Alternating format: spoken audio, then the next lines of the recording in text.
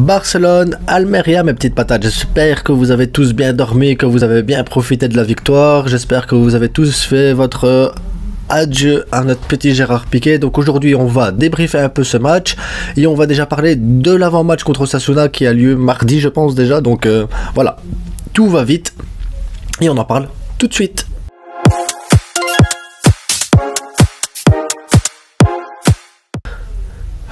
Quel match plaisant hier les gars, parce que j'ai vu beaucoup de choses négatives sur les réseaux sociaux avec les ratés de Ferran, le raté de Robert Lewandowski, Dembélé, qui voilà, bon il nous met un super but, mais à côté de ça, le garçon il est capable du pire comme du meilleur. Pedri qui tire pas assez, on pourrait parler de la passe de Frenkie de Jong là qui a failli nous coûter un but, mais on gagne 2-0. On a 70% de possession de balle, on a fait 27 tirs, on en a cadré 13, bon on en a mis que 2, de petit bémol il est là, mais après on a vu du mouvement, on a vu de l'intensité, on a vu des joueurs en forme, on a vu des joueurs qui ont tenté des choses les gars, et c'est ça qui est important à retenir aussi un petit peu, c'est parce qu'on revient d'un mois d'octobre, j'ai envie de dire catastrophique, même si le mot est un peu fort, mais quand même, élimination de Ligue des Champions, donc à un moment donné le moral des joueurs ça baisse, il n'y a plus cette même envie, et hier il manquait juste la réussite, parce que hier c'est un match, on peut finir avec 6-7-0, franchement c'est un match 6-7-0, c'est possible, et le manque de confiance des attaquants, on le voit avec Robert Lewandowski hier où il nous rate un penalty. Franchement, il a mis des choses beaucoup plus compliquées en championnat. Alors, rater un penalty, c'est tellement pas habituel. Déjà qu'on ait un penalty, mais surtout qu'on le rate.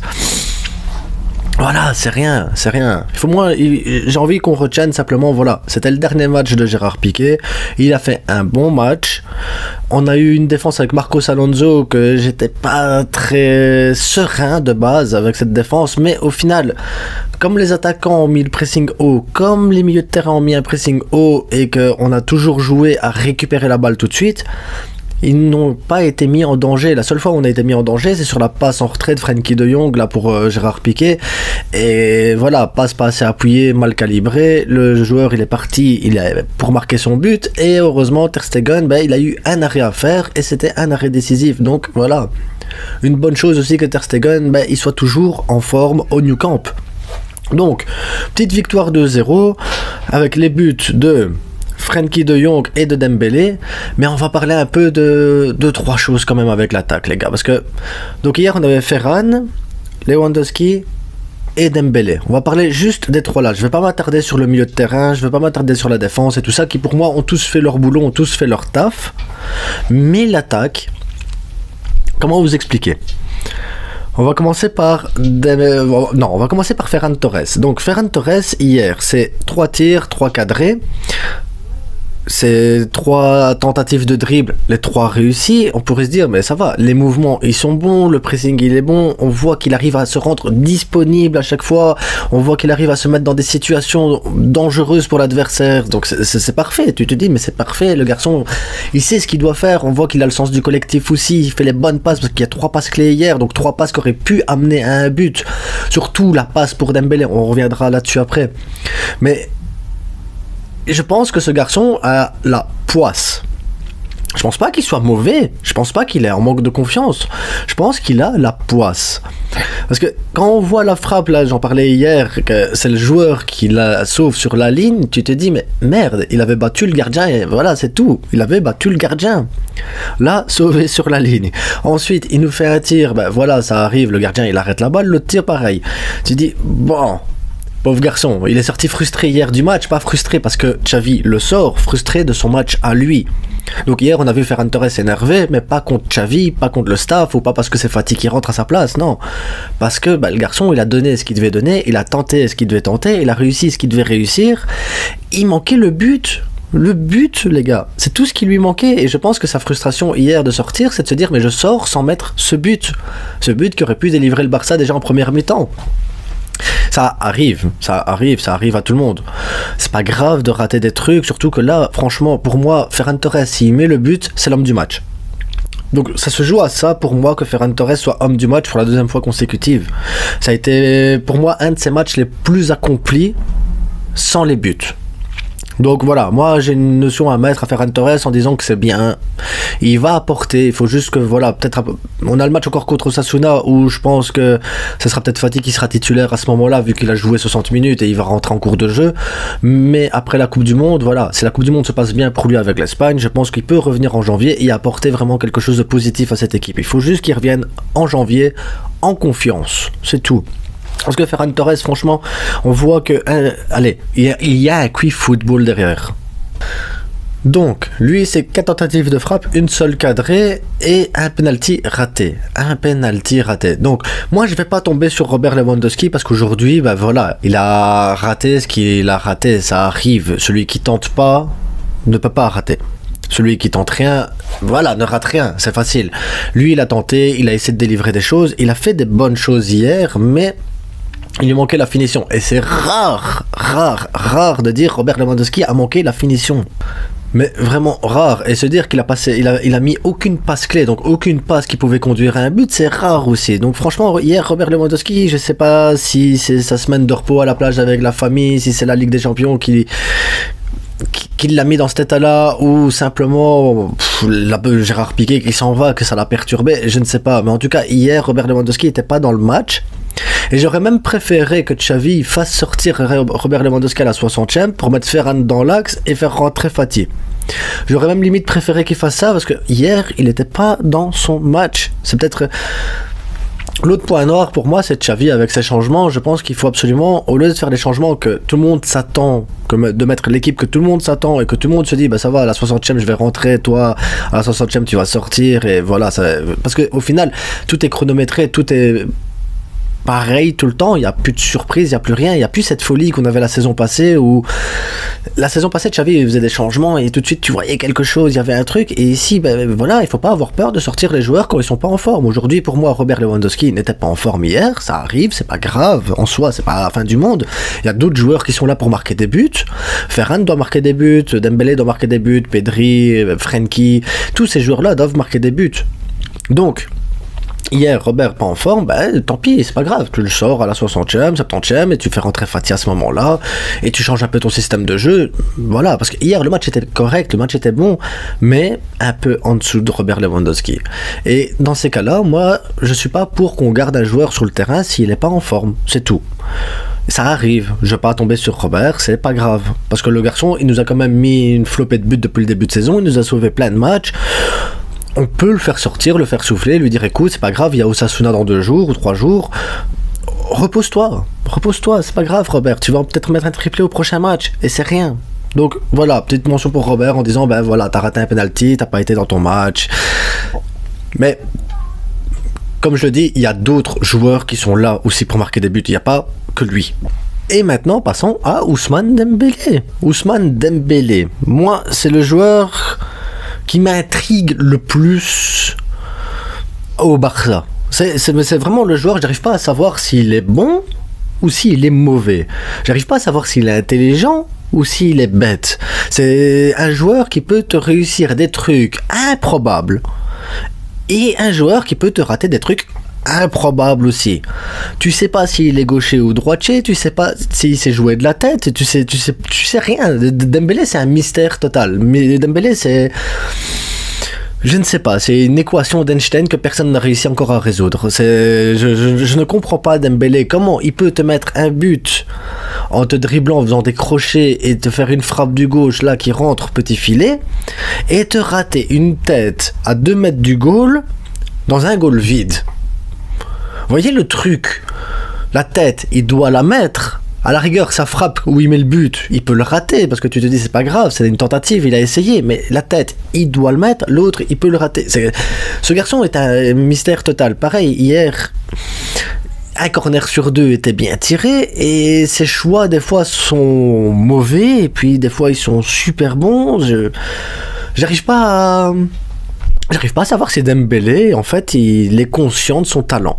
Je ne sais pas si Dembélé est conscient qu'en réalité, quand il est au top niveau, quand il prend des décisions de faire le crochet, de faire des frappes tout simplement et qu'il arrive à les cadrer, et je ne sais pas s'il se rend compte que ça peut être le meilleur ailier au monde.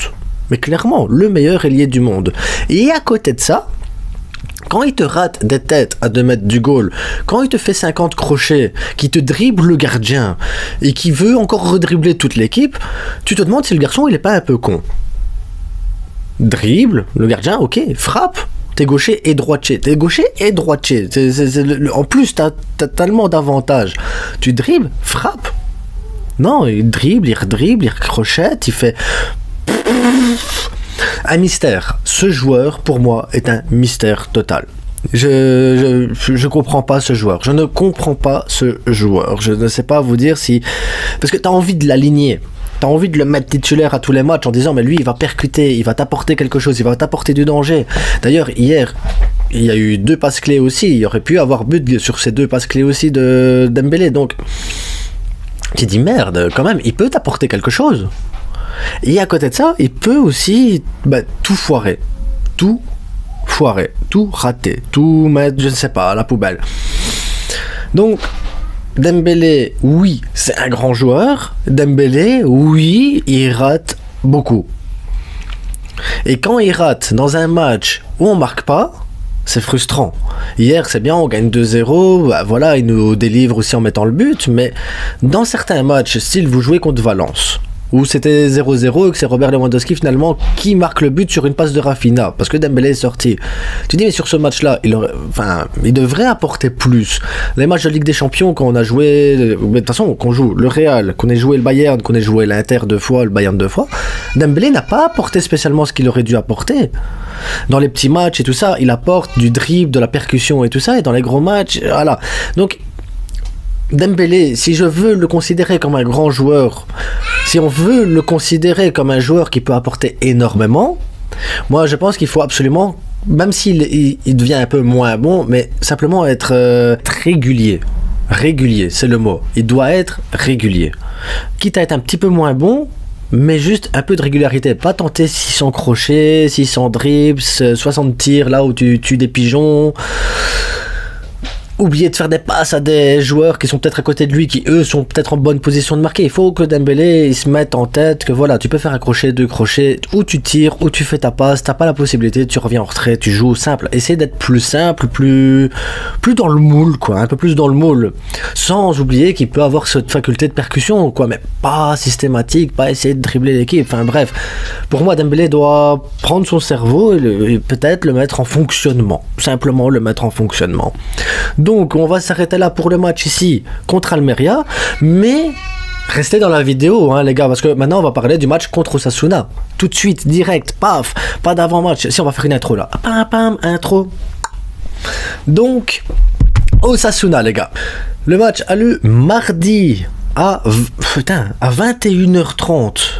On va encore faire des débriefs à 1h du matin. Donc, mardi, 21h30, coup d'envoi, Osasuna Barcelone à Osasuna. Donc, Osasuna, qui est une très bonne équipe, les gars. Osasuna, c'est une très bonne équipe. Ici, ils sont 5e au championnat, et c'est pas pour rien. Des grands joueurs. Ils ont Heitor Fernandez qui fait un super début de saison. Le gardien il fait un super début de saison. Moy Gomez, Chimi Avila font aussi un très bon début de saison. Ruben Garcia pareil. Et j'ai envie de m'attarder un peu sur Abdé. Je sais pas si Abdé pourra jouer contre le Barça vu qu'il est en prêt par Barcelone. Et est-ce qu'il a la même clause que Collado où il pouvait pas jouer contre nous. Donc voilà, j'espère que pour nous Abdé pourra pas jouer. Maintenant, voilà, s'il peut jouer, j'espère qu'Abdé jouera quand même parce que j'ai envie de le voir jouer contre le Barça. Le dernier match que j'ai vu jouer au Osasuna, c'était contre le Real Madrid et je l'ai trouvé super intéressant, le petit Abdé. Donc, pour moi, c'est une très bonne équipe. Ils sont 5e en championnat. Ils peuvent apporter une surprise. C'est une équipe qui va jouer la possession. C'est une équipe qui va jouer correctement, qui aime bien le ballon.